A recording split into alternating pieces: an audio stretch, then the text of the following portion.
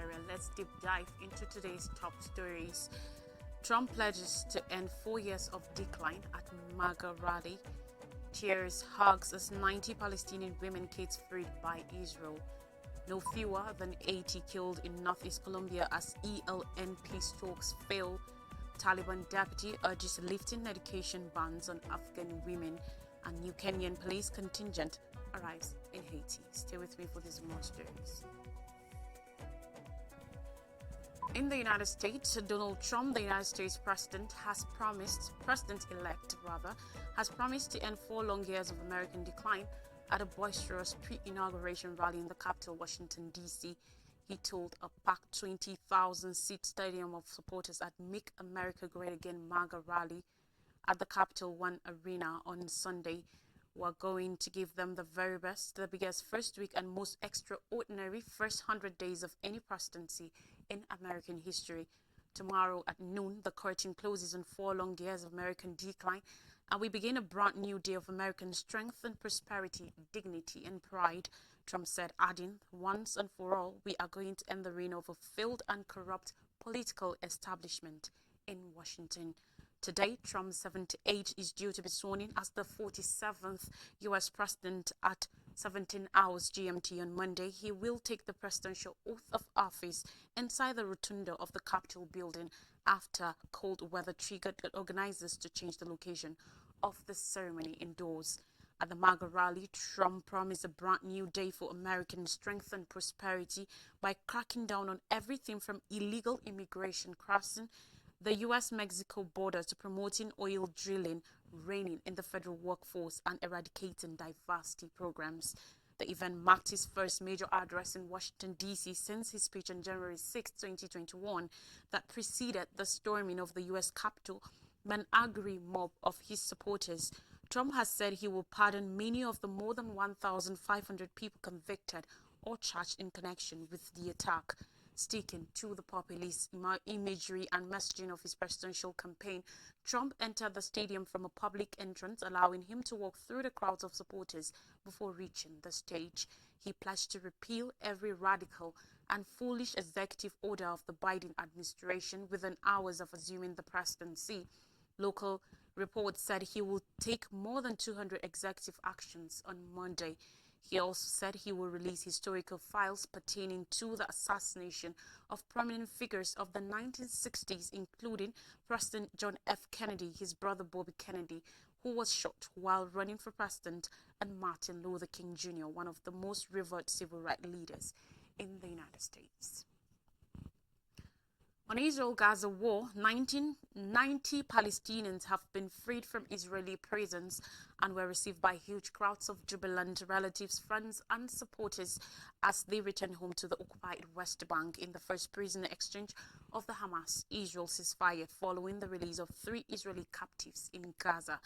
On Monday, about 1 a.m. local time, Red Cross buses carrying the 90 Palestinian prisoners arrived in Ramallah in the occupied West Bank, where they were greeted by crowds of thousands despite warnings from Israeli forces that celebrations will not be allowed.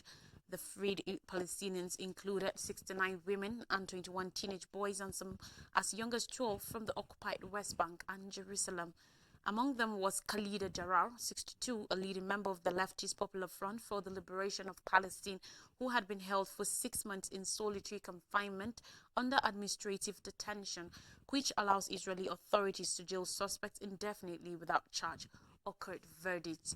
In the occupied West Bank city of Ramallah, crowds lifted several of the returned prisoners up on their shoulders in an emotional show of support, as others shouted and whistled, some attending the gathering carrying the flags of Fatah, Hamas, Palestinian Islamic Jihad, and other armed resistance groups.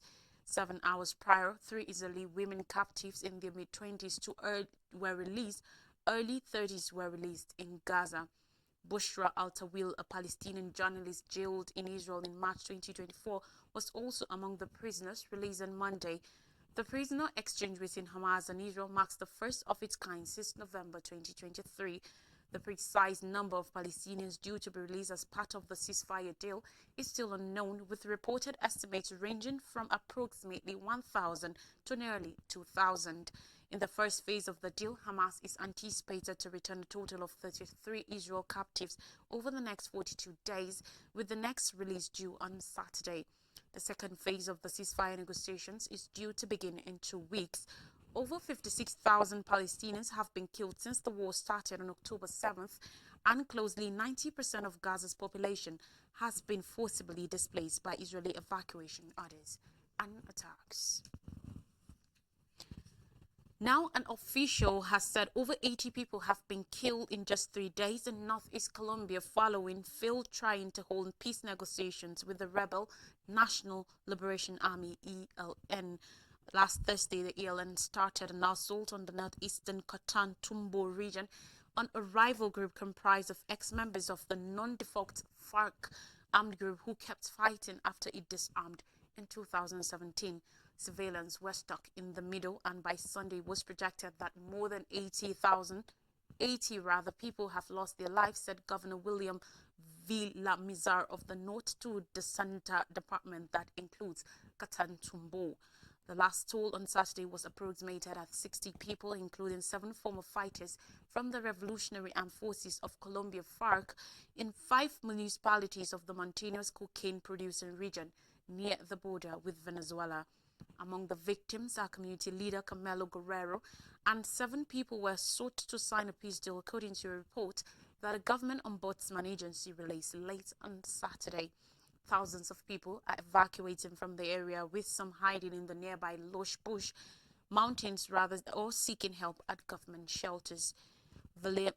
Villamizar said closely 24 people have been wounded and some 5,000 displaced in the outbreak of violence, and described the resulting humanitarian situation as alarming. The army said over 5,000 soldiers have been sent to the region to reinforce security.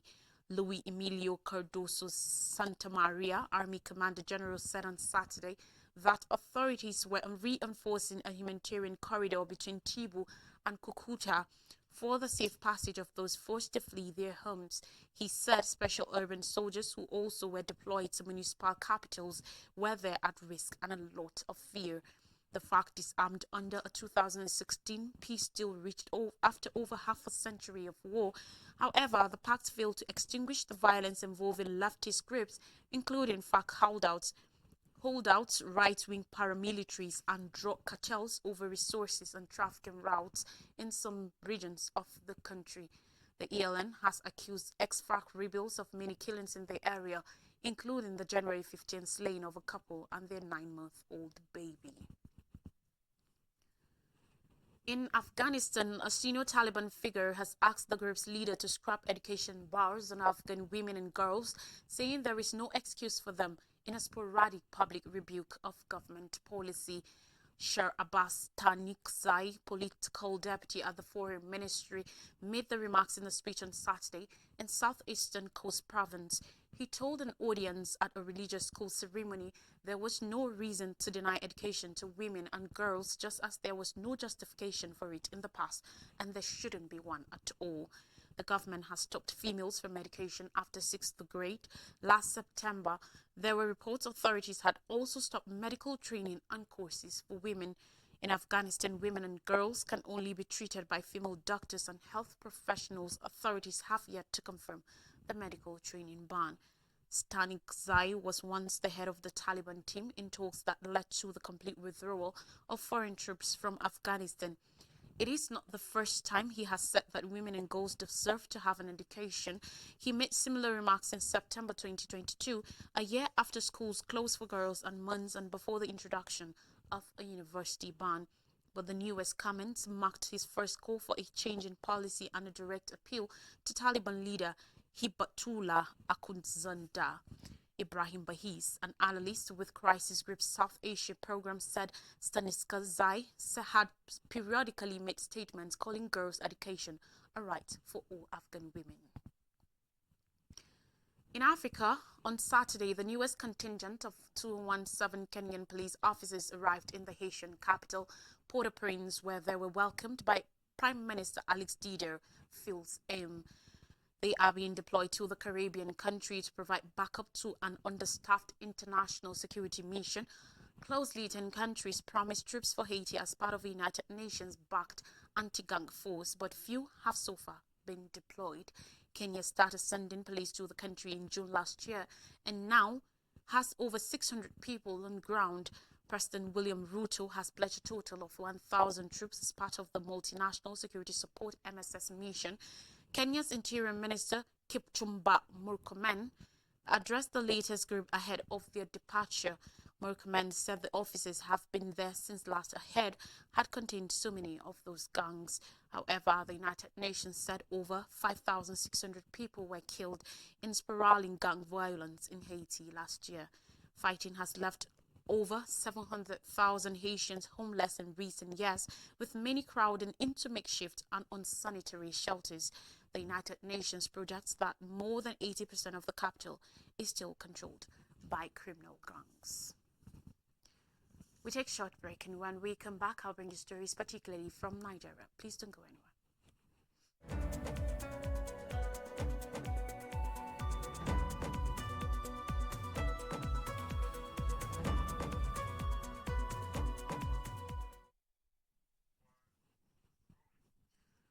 Welcome back and thanks for staying with us. We continue the story with stories from Nigeria, and we begin with a sad turn of event. Tinubu acts to curb tanker blast after 265 deaths since 2024. Troubled by the amount of persons reportedly lost to continual incidences of tanker explosions in parts of the country between September 2024 and now, presently standing at 265 souls, President Bola Tinubu on Sunday set up a high-powered committee mandated to tackle a reoccurrence of such accidents. This decision followed the death of 88 persons in the wake of a tanker explosion that happened at Dikko Junction, Niger State on Saturday night. The president, while mourning the victims, however, instructed the security-relevant agencies and road safety authorities to deploy to work with a view to preventing a repeat anywhere else in the country.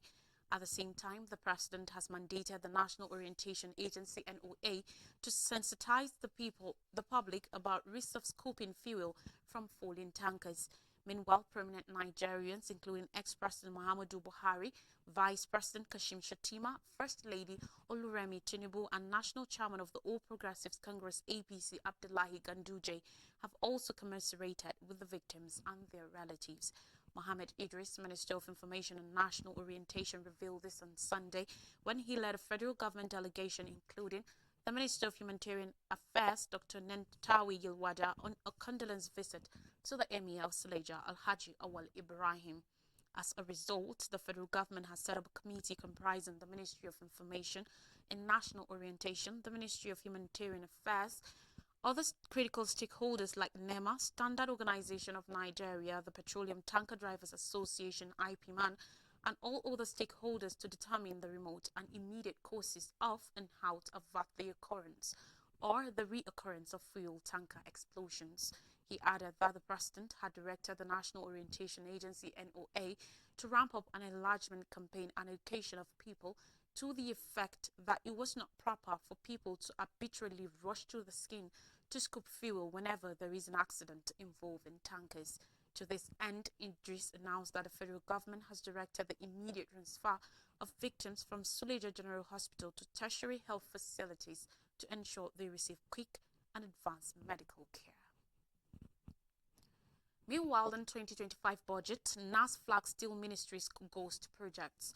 The National Assembly Joint Committee on Steel Development has questioned series of procurement law bridges in the implementation of the 2024 budget of Ministry of Steel Development. It also suggested a forensic audit of the ministry's 2024 accounts to shed light on some ghost projects which allegedly gulped a yet-to-be-determined amount of taxpayers' funds. Zainab Gimba, co-chairman of the committee, underlined some of the bridges during the ministry's 2025 budget defense with a team led by the minister, Prince Shuaibu Abubakar Audu, in Abuja during the weekend. She noted that an appraisal of submissions made by the ministry in its 2024 budget, as contained in documents submitted to the committee, raised more questions than answers. Other bridges of the Public Procurement Act cited by the co-chairman include cases of non-competitive bidding and inflated contract costs which suggested violations of procurement guidelines. In his remarks, Senator Patrick Ndubueze, chairman of the Joint Committee, said, and I quote, "Our concern is to take Nigeria where it rightfully should be in steel development. Nigeria can make much progress without a solid steel ministry. We have to place emphasis on capital projects, not payment of salaries alone." And finally on the news, gunmen stormed church, killed prophet during service in Idiroko or Pokia local government area of Ogun State. A 55-year-old church prophet identified as Abayomi Adetula has been murdered by unknown gunmen at his church. According to report, Ojola, who is also the founder and prophet of the Celestial Hebrew Cathedral Special, was attacked and killed on Sunday, the 19th, at around 10 o'clock a.m. local time while ministering at his church. According to eyewitnesses and residents of Bagach Road, where the church is located, said gunmen entered Adetula's church minutes after 10 o'clock a.m. and shot him during the church service. Adetula was attacked by gunmen who entered his church minutes after 10 o'clock on Sunday while he was inside. The church is situated off Old Baggage Road. The first shot him, but the bullet did not penetrate him. Then they proceeded to inflict fatal wounds on him with their other weapons, which include hammer and machetes. From the way they operated, it's clear they were hired assassins. However, the picture of Adetula showed evidence of him being macheted while blood was still gushing out. That's sad. To refresh your memories, Trump pledges to end 4 years of decline at MAGA rally. Tears, hugs as 90 Palestinian women kids freed by Israel.